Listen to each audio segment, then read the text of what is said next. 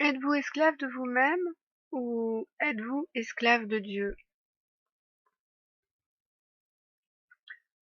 Voici ce que l'Esprit met à mon cœur aujourd'hui,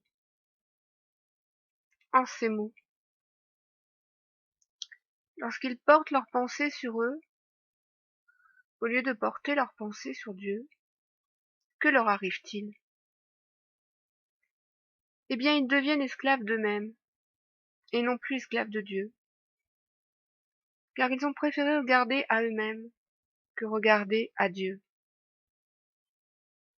C'est ainsi que nombreux sont tombés dans les convoitises multiples, le désordre des sens, l'abattement moral, et la recherche de leur propre plaisir. Voici ce que le Seigneur m'a montré des hommes qui se détournent de lui à cause de leur chair et de leurs pensées.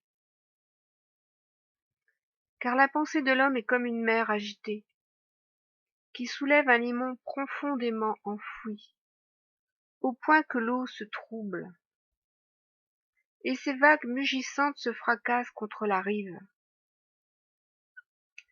L'esprit de ces hommes est comme cette mer agitée, qui soulève des pensées les plus bassement enfouies, et qui entrouble son âme et son cœur.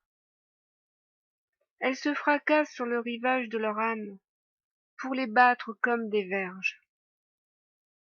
Et ce que l'Esprit dit, c'est: ne vous soumettez pas donc aux verges de vos pensées, mais plutôt soumettez-vous à la verge de Dieu.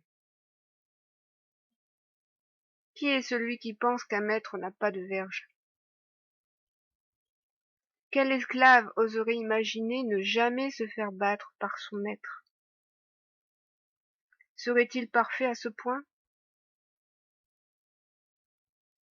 Oh, alors celui qui pense ainsi n'est qu'orgueil, vanité et suffisance. Si ce n'est pas votre maître qui vous frappera, ce sera la mer agitée de vos pensées, et elle vous fera descendre au plus profond de l'abîme,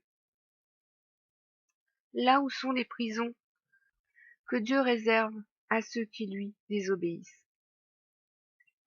Y sont enfermés les anges déchus, qui ont désobéi à Dieu. Qu'obtiendrez-vous d'autre qu'eux si vous lui désobéissez?